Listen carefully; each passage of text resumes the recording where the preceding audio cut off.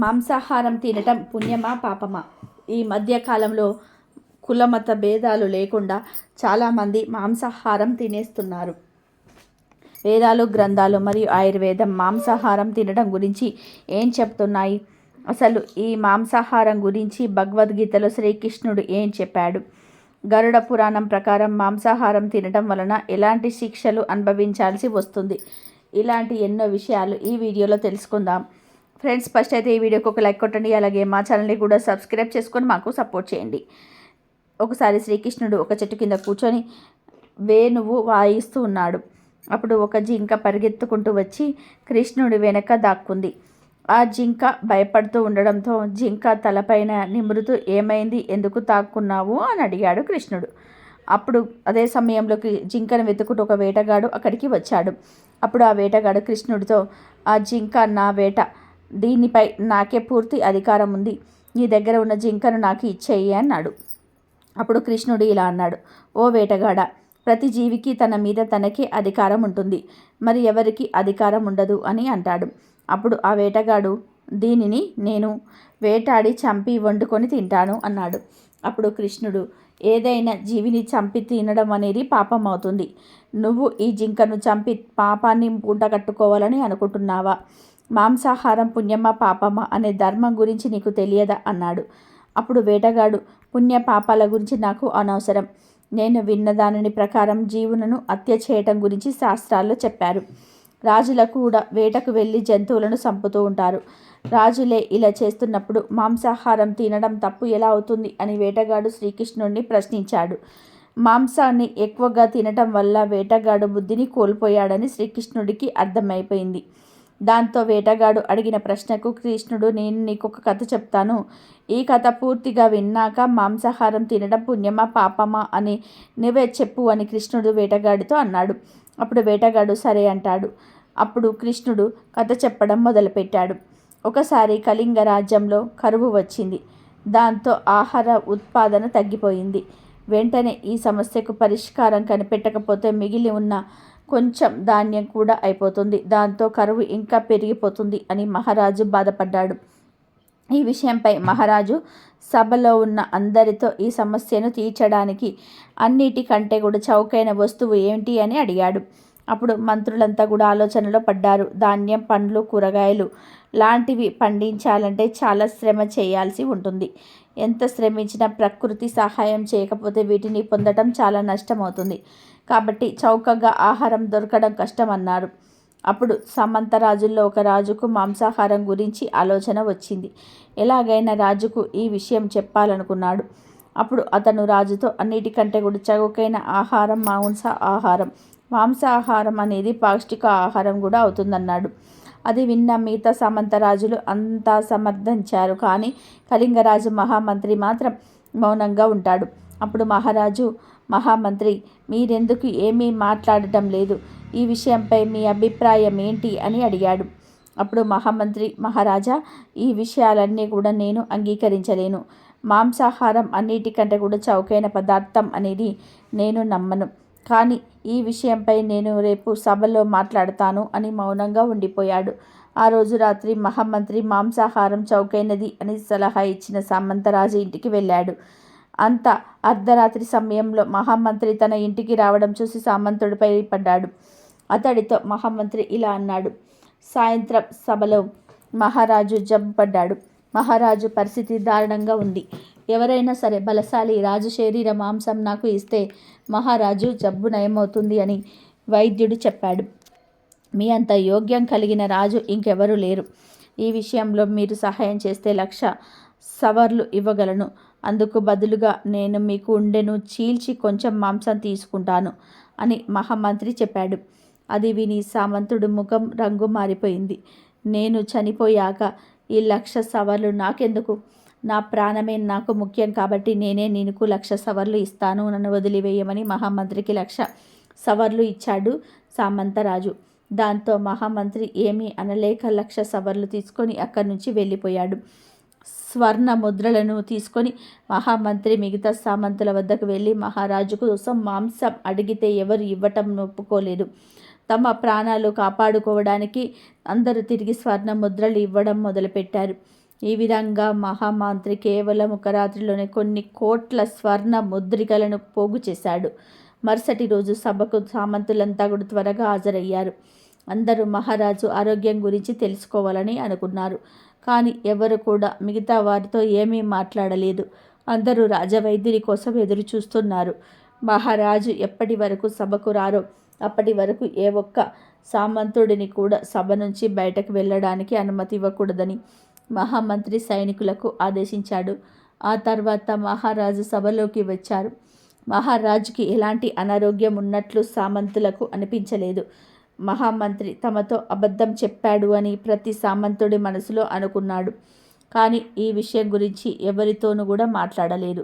అప్పుడు మహామంత్రి వచ్చి మహారాజు ఎదురుగా కొన్ని కోట్ల స్వర్ణ ముద్రికలను పెట్టాడు. అప్పుడు మహారాజు ఇవన్నీ ఎవరి కోసం అని అడగ్గా కేవలం కొంచెం మాంసం కోసం ఇంత ఎక్కువ ధనం లభించింది, కానీ మాంసం లభించలేదు. తమ ప్రాణాలు కాపాడుకోవడానికి సామంతులు ఇన్ని స్వర్ణ ముద్రికలు ఇచ్చారు. మాంసం ఎంత చౌకైనదని ఇప్పుడు మీకే వివరించండి అని మహామంత్రి అన్నాడు. అప్పుడు మహారాజుకు అస్సలు విషయం అర్థమైంది. వెంటనే ప్రజలను కష్టపడి వ్యవసాయం చేయమని ఆదేశించాడు. రాజ బండారాల నుంచి కొత్త శ్రామికులకు ఇచ్చాడు. శ్రామికులకు పౌష్టిక ఆహారాన్ని పండించడం మొదలుపెట్టారు. దాంతో పంటలు బాగా పండి రాజ్యంలో ఉన్న కరువు మొత్తం కూడా పోయింది. జీవితంలో విలువను కృష్ణుడు ఈ కథ ద్వారా తెలిపాలనుకున్నాడు. మనకున్న ప్రాణాల మీద ఎంత ఆశ ఉంటుందో మిగతా జీవులకు కూడా వాటి ప్రాణాల మీద అంతే ఆశ ఉంటుంది. మాంసాహారం తీసుకునే వాళ్ళ కర్మ రుణాలు రెట్టింపు అవుతాయి. ఈ సృష్టిలో మనకు జీవించే హక్కు ఎంత ఉందో ఆ పరమాత్మ సృష్టిలో సకల జీవులకు అంతే హక్కు ఉంది.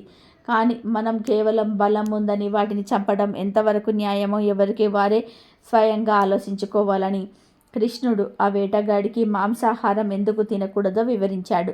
ఆ వేటగాడు తన తప్పు తెలుసుకొని జీవహింస చేయటం మానేసి కంద మూలాలు తింటూ జీవనం గడిపాడు. వేదాలు మరియు ఆయుర్వేదం మాంసం గురించి ఏం చెప్తుందో కూడా ఇప్పుడు తెలుసుకుందాం. పురాతన ధర్మంలో జీవహింస చేయకూడదు. ఎవరైనా పురాణ పురుషులు తిన్నారు అంటే అది ఇతరులు కూడా తినాలని చెప్పడం కాదు. హింస చేసిన వారు తప్పకుండా అనుభవిస్తారు అని చూపించడానికి కొందరు ఋషులు తపశ్శక్తితో ఆ పాపకర్మలను తొలగించుకుంటున్నారు. అది సామాన్యులకు సాధ్యపడదు. ఆ పాపాన్ని పోగొట్టుకోవాలంటే ఋషిగా మారాల్సిందే లేదా అనుభవించాలి. ఆయుర్వేదం వేదం యొక్క అంగం. ఆయుర్వేదం వేదాన్ని మాత్రమే అనుసరిస్తుంది.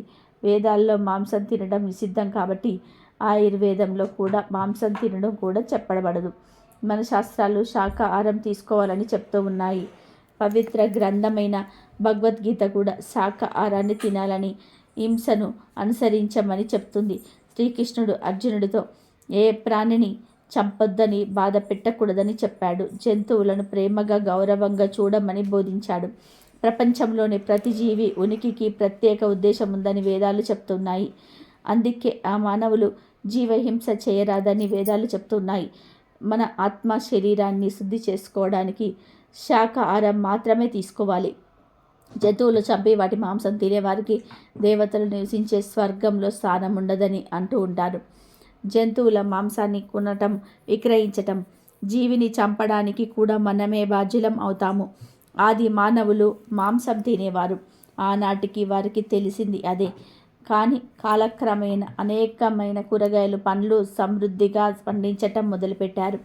ఆ తర్వాత ఈ పండ్లు, కూరగాయలు తింటే ఇంకా మంచి ఆరోగ్యం కలుగుతుందని గ్రహించారు.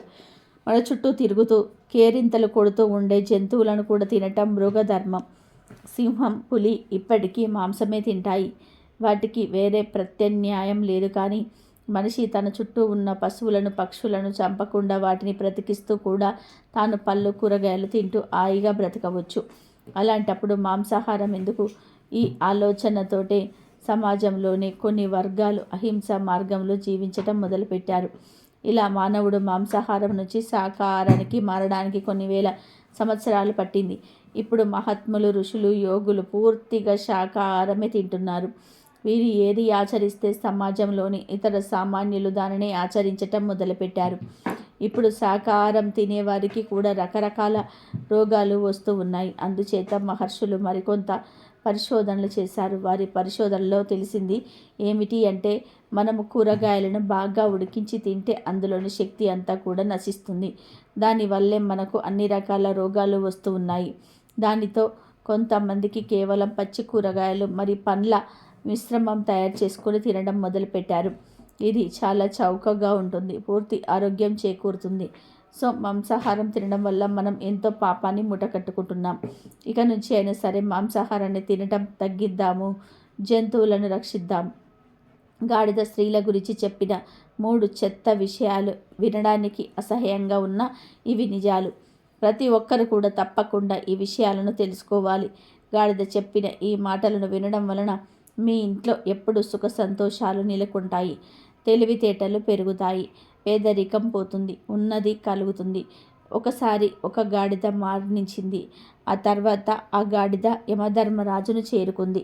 అప్పుడు యమధర్మరాజు గాడిదతో, ఓ గాడిద, నువ్వు గాడిదలాగా పుట్టి కూడా ఎప్పుడు ఎవరిని బాధ పెట్టలేదు. ఎంతో కష్టపడ్డావు. నీ యజమానికి విశ్వాసంగా ఉన్నావు. ఇంత విశ్వాసాన్ని మనుషులు కూడా చూపించలేరు. నువ్వు చేసిన పనులకు నేనెంతో సంతోషిస్తున్నాను. ఎవరైతే విశ్వాసంతో నీతి నిజాయిలతో ఉంటారో వారు నాకు చాలా ప్రియమైన వారు అవుతారు. నేను నీకు ఇంకొక అవకాశాన్ని ఇవ్వాలనుకుంటున్నాను. నేనిప్పుడు జన్మలలో సర్వశ్రేష్టమైన మనిషి జన్మను నీకు ప్రసాదిస్తున్నాను. వెళ్ళు, భూలోకానికి వెళ్ళి భూలోకంలో ఉన్న ఆనందాలను అనుభవించు అని యమధర్మరాజు అన్నాడు. మాటలు విన్న గాడిద ముఖంలో కొంచెం ఇట్లా సంతోషం కనిపించలేదు. అప్పుడు యమధర్మరాజు, నేను నీకు మంచి శరీరాన్ని ఇస్తాను అంటుంటే నీ ముఖంలో ఏ సంతోషం కనిపించటం లేదు ఎందుకు అని అంటాడు. అప్పుడు ఆ గాడిద యమధర్మరాజుతో ఇలా అంటుంది, యమధర్మరాజా, నేను మనిషిగా పుట్టి ఏం చేయను? మనుషులు తమ కర్తవ్యాలను ఎప్పుడు కూడా మర్చిపోయారు. స్త్రీలు పురుషులలో విపరీతమైన నీచ బుద్ధి పెరిగిపోయింది అని అంటుంది. అంతేకాదు, మనుషుల్ని చూస్తే నాకు అసహ్యం వేస్తుంది. నాకు అసలు మనిషిగా పుట్టాలని లేదు అని గాడిద అంటుంది.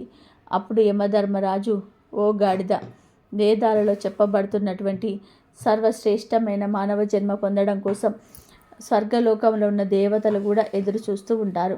కానీ నువ్వేమో మానవ జన్మ వద్దంటున్నావు. నువ్వు ఏం చూసావు? ఏం చూసి మానవ జన్మ వద్దంటున్నావు? మానవ జన్మ గురించి నీకు అంతలా ఎందుకు భయపడిపోతున్నావు అని అడుగుతాడు. అప్పుడు గాడిద, ఓ యమధర్మరాజా, నేను చెప్పే విషయాలను వింటే మీరు కూడా మనుషుల విషయంలో భయపడతారు, బాధపడతారు. భూలోకంలో మనుషులు మనుషుల్లాగా లేరు. భూలోకంలోనే మానవులు మేము స్త్రీలమా పురుషులమా అని కూడా మర్చిపోతున్నారు. మనుషులు వారి బాధ్యతలను ఎప్పుడు కూడా మర్చిపోయారు. ఆ మనుషులను చూస్తూ ఉంటే అన్నిటికంటే కూడా నీచమైన జన్మ మానవ జన్మ అనిపిస్తుంది. యమధర్మరాజా, మీరు కావాలంటే నన్ను వేరే ఒక యోనిలోకి పంపించండి, కానీ మనిషిలో యోనిలోకి పంపించకండి. లేదంటే మళ్ళీ నన్ను గాడిదలాగానే భూలోకానికి పంపండి. అంతేకాని మనిషి జన్మ నాకు వద్దు అని గాడిద అంటుంది.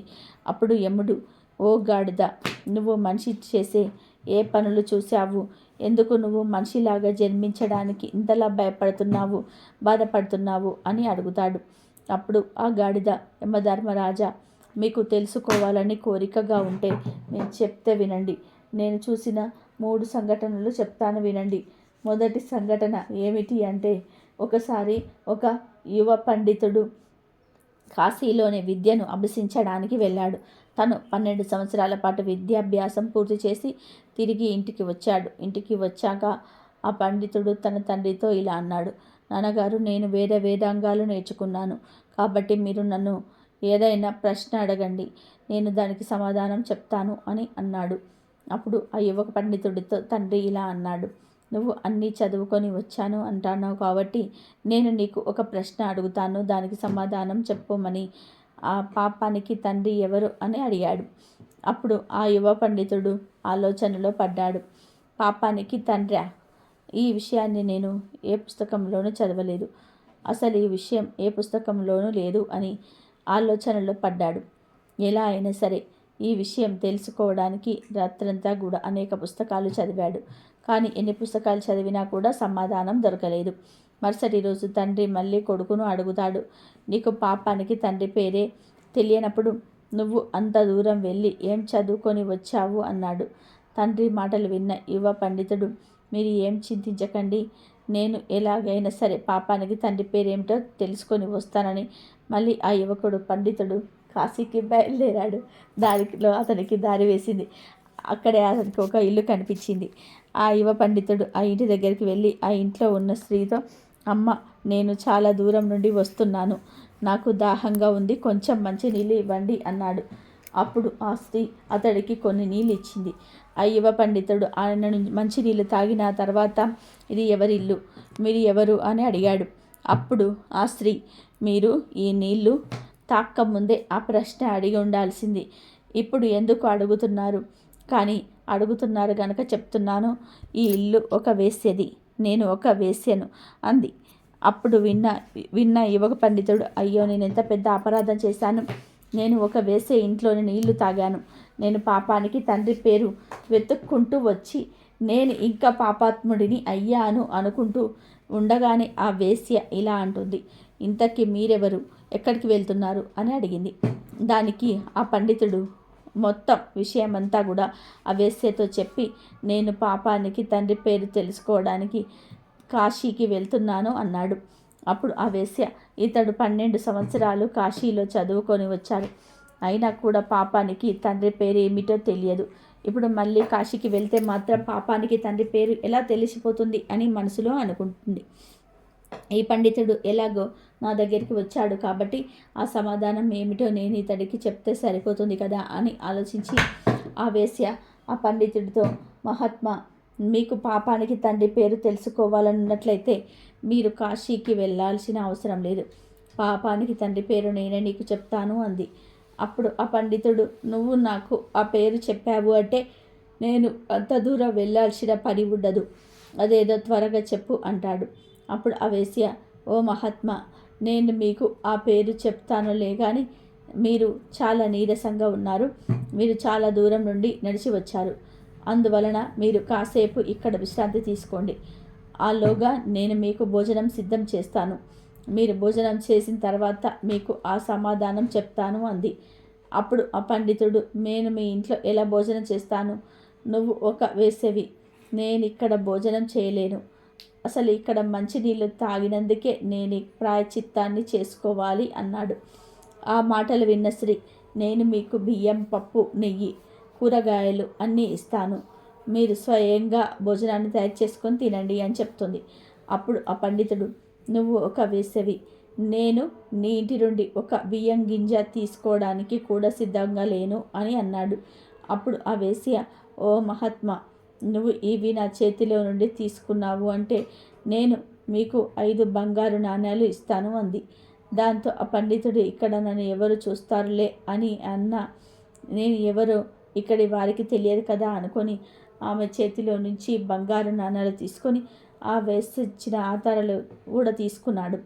ఆ పండితుడు వంట చేసుకోవడానికి అన్ని సిద్ధం చేసుకుంటున్నాడు. ఇంతలో ఇంటిలో నుంచి వేసే బయటికి వచ్చేసి నేను ఇచ్చిన నీరు, బియ్యము అన్నీ కూడా తీసుకున్నారు. అలాంటప్పుడు నా చేతులతో వండి పెడితే ఏం అవుతుంది అని అంటుంది. దానికి ఆ పండితుడు, నేను నీ చేతితో ఇచ్చిన మంచినీళ్ళు తాగాను, బియ్యం తీసుకున్నాను, అంతకు మించి ఎక్కువ ఆశించవద్దు అని అన్నాడు. దానికి ఆ వేశ్య, మీరు నా చేతితో వండిన భోజనం తింటాను అంటే నేను మీకు ఇంకొక 5 బంగారు నాణాలను ఇస్తాను అని చెప్పింది. దాంతో ఆ పండితుడు, నేను ఇక్కడ భోజనం చేస్తే మరొక 5 నాణాలు వస్తాయి, అప్పుడు మొత్తం 10 నాణాలు అవుతాయి, నన్నెవరు చూసారులే అనుకొని వైశ్యతో, సరే, నేను నీ చేతులతో వండిన భోజనాన్ని తింటాను, కానీ నువ్వు స్నానం చేసిన తర్వాతే వంట చెయ్యి అని అంటాడు. ఆ వేశ్య అలాగే అని చెప్పి స్నానం చేసి భోజనాన్ని సిద్ధం చేసి తీసుకొని వచ్చి ఆ తర్వాత ఆ పండితుడికి భోజనం వడ్డించి పోతూ ఉంటే ఆ పండితుడు, నువ్వు వడ్డించవద్దు, నేను వడ్డించుకొని తింటాను అన్నాడు. అప్పుడు ఆ వేశ్య, నేను నీకోసమే కదా ఈ భోజనాన్ని తయారు చేశాను, నేను నీకు వడ్డిస్తే ఏమవుతుంది అంది. లేదు, నువ్వు వడ్డించిన భోజనాన్ని నేను తినను అన్నాడు పండితుడు. అప్పుడు ఆ వేశ్య, నువ్వు నా చేతితో అన్నం పెట్టించుకుంటే నేను నీకు మరొక 5 బంగారు నాణాలు ఇస్తాను అంటుంది. సరే అంటాడు పండితుడు. దాంతో ఆమె భోజనం వడ్డించి తన చేతితో పండితుడికి తినిపిస్తుంది. అలా తినిపిస్తూ అతడి భుజం మీద చెయ్యి వేస్తుంది. వెంటనే పండితుడికి విపరీతమైన కోపం వచ్చింది. నువ్వు చాలా అపరాధం చేశావని మండిపడ్డాడు. అప్పుడు ఆ వైశ్య ఇలా అంది, ఓ మహాత్మా, నేను ఎలాంటి అపరాధం చేయలేదు. నువ్వు వెతుక్కుంటూ వచ్చిన దానికి సమాధానం చెప్తున్నాను. నిజానికి అపరాధాలన్నీ కూడా నువ్వే చేశావు. నువ్వు మా ఇంట్లో నీళ్లు తాగావు, భోజనం కోసం పదార్థాలు తీసుకున్నావు, మా ఇంట్లో వండిన భోజనాన్ని తిన్నావు, నా చేతులతో పెట్టిన భోజనాన్ని తిన్నావు. వేసే ఇంట్లో మీరు ఇలాంటి పనులు చేయకూడదు కదా, కానీ మీరు ఎందుకు చేస్తారని అడిగింది. అప్పుడు పండితుడు, నువ్వు చూపించిన ప్రేమ వల్లే ఇదంతా చేశాను అన్నాడు. దానికి వేశ్య, మీరు ఇదంతా కూడా నేను చూపించిన ప్రేమ వల్ల కాదు, నేను ఇచ్చిన బంగారు నాణాల మీద లోభత్వంతో మా ఇంట్లో భోజనం చేయడానికి సిద్ధమయ్యారు. చివరికి నా చేతులతో తినడానికి కూడా ఒప్పుకున్నారు. ఇదే పాపానికి తండ్రి. నువ్వు లోభత్వంతో చేయకూడని పనులన్నీ చేశావు. నువ్వు ఏవైతే పాపాలు అని అనుకుంటున్నావో అవన్నీ చేశావు అని అంది. ఆ వేశ్య మాటలు విన్న పండితుడికి అజ్ఞానంతో మూసుకుపోయిన తన కళ్ళు తెరుచుకున్నాయి. వెంటనే ఆ వేశ్య పాదాల మీద పడి, మీరు వేశ్య కాదు, మీరు నా గురువు. 12 సంవత్సరాలు నేను కాశీలో విద్యను అభ్యసించిన తర్వాత కూడా ఈ ప్రశ్నకు నాకు సమాధానం తెలియలేదు. కానీ మీరు నాకు ఒక్క క్షణంలోనే తెలియజేశారు. పాపానికి తండ్రి ఎవరనేది నాకిప్పుడు అర్థమైంది. పాపానికి తండ్రి లోభత్వం అన్నాడు పండితుడు. లోభత్వానికి గురై చేసే పనులన్నీ కూడా శాస్త్ర విరుద్ధమే. అందువలనే ఇవన్నీ పాపాల కింద పరిగణించబడుతున్నాయి అని ఆ వేశ్య పండితుడికి జ్ఞానోదయం కలిగించిందని గాడిద యమధర్మరాజుతో చెప్తుంది. అందువలనే ప్రభు, నాకు మానవజాతి అంటే నచ్చదు. స్త్రీ అయినా పురుషుడైనా లోభత్వానికి గురి అయితే ఎంత నీచమైన పని చేయడానికైనా సరే వెనకాడదు. వారి స్వార్థం కోసం తన వారినే చంపడానికి కూడా సిద్ధపడుతూ ఉంటారు అని అంది. అంతేకాదు యమధర్మరాజా, నేను ఇప్పుడు 2వ సంఘటన గురించి కూడా చెప్తాను అని ఇలా చెప్పడం ప్రారంభించింది. మనుషులు తమ నీతి నియమాలను వెంటనే మర్చిపోతారు. వారి ధర్మం పైన వారు ఎప్పుడూ స్థిరంగా నిలబడరు. ఎప్పుడైనా వారికి ఏదైనా మంచి వస్తువులు కనిపించినా, అందమైన స్త్రీలు కనిపించినా, ధనం కనిపించిన వెంటనే వారు నీతి నియమాలను మర్చిపోతారు. ఒక వ్యాపారికి ఒక అందమైన కూతురు ఉండేది. ఆ వ్యాపారి తన కూతురికి వివాహం చేయాలనుకుంటాడు. అప్పుడు ఆ వ్యాపారి ఒక బ్రాహ్మణుడి దగ్గరికి వెళ్ళి, స్వామి, ఒక అందమైన రాజకుమారుని చూసి నాకు కూతురికి వివాహం చేయాలనుకుంటున్నాను అని చెప్తాడు. మీరు నా కూతురి యొక్క జాతకం చూసి చెప్పండి అని అన్నాడు. అప్పుడు ఆ బ్రాహ్మణుడు, నేను నీ కూతురి యొక్క భాగ్యాన్ని చూసి మాత్రమే చెప్పగలను. మీ అమ్మాయిని ఇక్కడికి తీసుకురండి, లేదా నేనే మీ ఇంటికి వస్తాను అని అన్నాడు. అప్పుడు ఆ వ్యాపారి, స్వామి, మీరు మా ఇంటికి వచ్చి మా ఇంట్లో మీ పాదాన్ని పెట్టినట్లయితే మా ఇల్లు పవిత్రం అవుతుంది, కాబట్టి మీరే మా ఇంటికి రండి అన్నాడు. మరుసటి రోజు ఉదయాన్నే ఆ బ్రాహ్మణుడు ఆ వ్యాపారి ఇంటికి వెళ్ళాడు. బ్రాహ్మణుడు ఇంటికి రాగానే ఆ వ్యాపారి అతడికి సకల మర్యాదలు చేశాడు. ఆయనకు ఒక ఆసనాన్ని వేసి కూర్చోబెట్టి తన కూతుర్ని రమ్మని పిలిచాడు. ఆమెను చూడగానే ఆ బ్రాహ్మణుడు ఆమెకు ఆకర్షితుడయ్యాడు. దాంతో ఆయన మనసులోని ఇటువంటి అందమైన అమ్మాయిని ఆక్రమిస్తే నాకంతా కూడా మేలు జరుగుతుంది, కాబట్టి నేనేం చేస్తే ఈ అమ్మాయి నాకు దక్కుతుంది అని ఆలోచించి వెంటనే ఏడవటం ప్రారంభించాడు. ఆ ఏడుపు చూసిన వ్యాపారి, స్వామి, మీరెందుకు ఏడుస్తున్నారు అని అడిగాడు. అప్పుడు ఆ బ్రాహ్మణుడు వ్యాపారిని పక్కకు తీసుకొని వెళ్ళి, నీకు కూతురికి జాతకం తీసుకొని ఏడుస్తున్నాను. నేను ఈ రేఖను ఎలా ఉన్నాయంటే ఏ కన్యా వంశాన్ని నాశనం చేస్తుంది. ఈమె ఏ ఇంట్లో అడుగు పెడుతుందో ఆ ఇంట్లో సర్వనాశనం అవుతుందని అన్నాడు. ఆ మాటలు విన్న వ్యాపారి చాలా కంగారు పడ్డాడు. స్వామి, దానికి ఎటువంటి పరిహారం లేదా? నా వంశం నాశనం అవ్వకుండా ఉండడానికి నేను ఏం చేయాలని అడిగాడు. దానికి ఆ బ్రాహ్మణుడు, నువ్వు నీ కూతుర్ని ఒక పెట్టెలో పెట్టి సాయంత్రం నదిలో వదిలివేయి. అలాగే ఆ పెట్టె పైన ఒక దీపం వెలిగించు. దానివల్ల నీ కులం రక్షింపబడుతుందని చెప్పి ఆ బ్రాహ్మణుడు అక్కడి నుండి వెళ్ళిపోయాడు.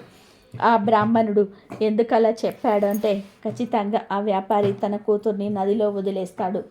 అప్పుడు ఆ పెట్టెను తాను తెచ్చుకొని అందులోని ఆ అందమైన అమ్మాయిని విడిపించానంటే ఆ కన్య నా సొంతం అవుతుంది అని అనుకున్నాడు. ఇక వెంటనే ఆ బ్రాహ్మణుడు నగరానికి దగ్గరలో ఉన్న నది ఒడ్డుకు ముందుగానే వెళ్ళి కూర్చున్నాడు. మరోపక్క ఆ వ్యాపారి చాలా బాధపడుతూ తన కూతుర్ని బ్రాహ్మణుడు చెప్పిన విధానంగా ఒక పెట్టెలో పెట్టి దానిపైన ఒక దీపం ఉంచి నదిలో వదిలేశాడు. ఆ పెట్టె ఆ నీళ్ళల్లో తేలుతూ వెళ్తుంది. ఆ బ్రాహ్మణుడు తన నలుగురు శిష్యులతో తీసుకొని వెళ్ళి ఆ నదిలో ఒక పెట్టెలో వస్తుంది. ఆ పెట్టెను తనకు తెచ్చి ఇవ్వమన్నాడు. ఆ వ్యాపారి తన కూతుర్ని నీటిలో వదిలి వెళ్ళిపోయాడు. కానీ అక్కడ ఏం జరిగింది అంటే ఒక రాజకుమారుడు గుర్రంపై ఆ నది ఒడ్డుకు వేటకు వచ్చాడు. రాజకుమారుడి గుర్రానికి చాలా దాహం వేయడంతో రాజకుమారుడు ఆ నదిని నీళ్ళ కోసం వెళ్ళాడు. అనుకోకుండా రాజకుమారుడి యొక్క దృష్టి ఆ పెట్టె పైన పడింది. రాజకుమారుడు తన సైనికులతో ఆ పెట్టెను తీయించాడు. రాజకుమారుడు పెట్టెను తలుపులు తీయించి చూడగానే అందులోనూ చాలా అందమైన అమ్మాయి ఉంది. రాజకుమారుడు ఆ అమ్మాయిని చూడగానే ఆ అమ్మాయి పట్ల ఆకర్షితుడయ్యాడు. రాజకుమారుడు వెంటనే ఆమెను భార్యగా చేసుకున్నాడు. ఆ తర్వాత రాజకుమారుడు అందులో ఒక అడవి పందిని పెట్టి మళ్ళీ దీపాన్ని అలాగే వెలిగించి ఆ పెట్టెను నదిలో వదిలేశాడు. ఆ పెట్టె కొంచెం దూరం వెళ్ళగానే ఆ బ్రాహ్మణుడు తన శిష్యుల సహాయంతో ఆ పెట్టెను బయటకు తీయించాడు. ఆ పెట్టెను తీసుకొని తన కుటీరంలో పెట్టమని చెప్పాడు. ఆ పెట్టె పెట్టిన తర్వాత బయట మంచి గొల్లాలను పెట్టమని చెప్పాడు. తను ఎన్ని కేకలు వేసినా కూడా ఆ గొల్లాన్ని తీయకండి అని చెప్పాడు. నేను కానీ ఇంకెవరైనా మాటలు వినిపించినా కూడా మీరు ఎట్టి పరిస్థితుల్లోనూ కూడా గొల్లం తీయవద్దు అని చెప్పి తను లోపలికి వెళ్ళి పెట్టెను తీశాడు. అంతే, అందులో నుంచి ఒక పెద్ద అడవి పంది బయటకు వచ్చింది. వెంటనే ఆ బ్రాహ్మణుడు బాగా ఆర్వటం ప్రారంభించాడు. తలుపులను తీయమని శిష్యులను బ్రతిమిలాడారు. కానీ ఎవరు కూడా తలుపు తీయలేదు. చివరికి అడవి పంది బ్రాహ్మణుడిని చంపివేసింది. కాసేపటికి ఎటువంటి శబ్దాలు వినపడకపోవడంతో బయట ఉన్న శిష్యులు తలుపు తీసి చూసేసరికి గురువు చనిపోయి ఉన్నాడు. ఆ పంది కూడా అక్కడి నుండి పారిపోయింది. వేదాంగాలు అభ్యసించిన ఆ బ్రాహ్మణుడు తన నీతి నియమాలను మర్చిపోయి కామానికి లోనై చెడు చేయడానికి ప్రయత్నించాడు. నమ్మి వచ్చిన వాడిని మోసం చేయాలని చూశాడు. చివరికి తన మరణానికి తానే కారణమయ్యాడు. అందుకే యమధర్మరాజా, ఇలాంటి నీచ మానవ శరీరాన్ని ధరించడానికి నాకు అస్సలు ఇష్టం లేదని గాడిద చెప్పింది. అప్పుడు యమధర్మరాజు, నువ్వు చెప్పిందంతా కూడా సత్యమే. మానవులు ఎవరి మీద కూడా నమ్మకం ఉంచుకోలేకపోతున్నారు. ఎవరు ఏ విధంగా నీతిని మర్చిపోతున్నారో అర్థం కావటం లేదు. మనుషులు తప్ప మిగతాలన్ని జీవులు కూడా ప్రకృతి యొక్క నియమాలను పాటిస్తూ ఉన్నాయి. కేవలం మనుషులు మాత్రమే నీతి నియమాలను మర్చిపోతున్నారు. ఎవరిపైన కూడా ఎవరు కూడా విశ్వాసాన్ని చూపించలేకపోతున్నారు అని అన్నాడు యమధర్మరాజు. ఆ తర్వాత గాడిద యమధర్మరాజుతో, మీకు నేను ఇప్పుడు 3వ కథ కూడా చెప్తాను వినండి. ప్రపంచంలో మనుషులు ఎంత నీచంగా ఉన్నారు అంటే, ఒక రాజు వేట కోసం అడవికి వెళ్ళాడు. అప్పుడు అతడికి చాలా దాహం వేసింది. ఇటు అటు చూడగా ఒక పొలంలో పని చేసుకుంటున్న రైతు కనిపించాడు. ఆ రైతు దగ్గరికి వెళ్ళి, నాకు చాలా దాహంగా ఉంది, నీళ్ళు ఇవ్వండి అని అడిగాడు. కానీ ఆ రైతు దగ్గర కూడా మంచి నీళ్లు లేవు. కానీ ఆ రైతు తన పొలంలో పుచ్చకాయలను పండిస్తున్నాడు. వెంటనే ఒక పుచ్చకాయను కోసి ఆ రాజుకు ఇచ్చాడు. రాజు ఆ పుచ్చకాయలోని రసాన్ని అంతా కూడా తాగేసి తన దాహాన్ని తీర్చుకున్నాడు. ఆ తర్వాత ఆ రైతుతో రాజు ఇలా అంటాడు, నువ్వు ఎంత పన్ను చెల్లిస్తున్నావు అని అడిగాడు. అప్పుడు ఆ రైతు, మహారాజా, నేను 1 రూపాయిని పన్నుగా చెల్లిస్తూ ఉన్నాను అని చెప్పాడు. అది విన్న రాజు వెంటనే, ఇంత పెద్ద పంట పండించి కేవలం 1 రూపాయి మాత్రమే పన్నుగా చెల్లిస్తున్నావా అన్నాడు. రాజు వెంటనే మంత్రిని పిలిపించి, ఈ రోజు నుంచి రైతులకు పన్నులు పెంచండి అని చెప్తున్నాడు. ఒకరోజు మళ్ళీ ఆ రోజు వేటకు వెళ్ళాడు. మళ్ళీ ఆ రాజుకు దాహం వేసింది. మళ్ళీ రాజుగారు అదే రైతును త్రాగడానికి నీళ్లు అడిగాడు. ఆ రోజు కూడా రైతు ఒక పెద్ద పుచ్చకాయను కోసి ఆ రాజుకు ఇచ్చాడు. కానీ ఆ రాజు ఆ పుచ్చకాయ నుండి ఎక్కువ రసం రాలేదు. వెంటనే రాజుగారికి ఇంకొక పుచ్చకాయ ఇవ్వమని మంత్రి చెప్పాడు. ఆ పుచ్చకాయలో ఉన్న రసం కూడా తాగాడు, కానీ అందులో నుంచి కూడా ఎక్కువ రసం రాలేదు. ఇలా 4-5 పుచ్చకాయలలోని రసాన్ని తాగినా కూడా ఆ రాజు యొక్క దాహం తీరలేదు. అప్పుడు ఆ రాజు, ఇదేంటి, ఇన్ని పుచ్చకాయలు తిన్నా కూడా నా దాహం ఎందుకని తీరటం లేదు? కానీ ఆ రోజు ఒక్కటే పుచ్చకాయ నా దాహాన్ని తీర్చింది అని మంత్రితో అన్నాడు. అప్పుడు మంత్రి, మహారాజా, పుచ్చకాయలలో రసం ఎండిపోయింది. ఎందుకంటే మీరు పుచ్చకాయలలోని రసాన్ని చూసి రైతులపై పన్ను భారాన్ని పెంచారు. అక్కడ మీ వక్ర బుద్ధి చూపించారు. మీరు చేసిన ఈ పనికి భూదేవి ఆ పల్లెల్లోని రసాన్ని తనలో దాచుకుంది. అందుకే ఇప్పుడు కూడా బాధ్యతతో వ్యవహరించాలి, బాధ్యతాయుతంగా ఉండాలి. మన చెడు ఆలోచనలు ఎదుటి వాళ్ళను కూడా చెడుగా మారుస్తాయి. అదే ప్రకృతి నియమం అని మంత్రి రాజుతో తను చేసిన తప్పు గురించి తెలియజేశాడు. ఆ గాడిద చెప్పిందంతా కూడా విన్న యమధర్మరాజు, నువ్వు చెప్పిందంతా కూడా సత్యమే, నేను కూడా అంగీకరిస్తూ ఉన్నాను. కానీ అందరూ అలాంటి వారు అనుకోవటం కూడా సరైనది కాదు కదా. మంచి మనుషులు కూడా భూలోకంలో ఉన్నారు. నువ్వు చెడ్డ వాళ్ళను చూసి ఈ విధంగా మాట్లాడుతూ ఉన్నావు. ఎవరు ఏ విధంగా కర్మలు చేస్తారో దాని ఆధారంగానే వారికి ఫలితాలు కూడా లభిస్తాయి. కాబట్టి నేను నీ నిర్ణయాన్ని గౌరవిస్తూ నీకొక దివ్యమైన దేవతా రూపాన్ని ఇస్తున్నాను. నువ్వు కూడా దేవతలో ఒకరిగా ఉండు, ఆనందమైన జీవితాన్ని అనుభవించు అని చెప్పాడు. అప్పుడు ఆ గాడిద ఒక దివ్యమైన దేవతా రూపం తీసుకొని స్వర్గలోకానికి వెళ్ళిపోయింది. ఈ వీడియో నచ్చితే లైక్ చేయండి, షేర్ చేయండి, బట్ సబ్స్క్రైబ్ చేసుకోవడం మర్చిపోవద్దు. కాబట్టి మాంసాహారం తినడం పుణ్యమా పాపమా అని తెలుసుకున్నారు కదా. ఈ మధ్యకాలంలో కులమత భేదాలు లేకుండా మాంసాహారం తినేస్తూ ఉన్నారు. ఇలా వేదాలు, గ్రంథాలు, ఆయుర్వేదం మాంసాహారం తినడం గురించి ఏం చెప్తున్నాయో ఈ కథలో అసలు ఈ మాంసాహారం గురించి భగవద్గీతలో కృష్ణుడు ఏం చెప్పాడో అన్నీ తెలుసుకున్నారు కదా.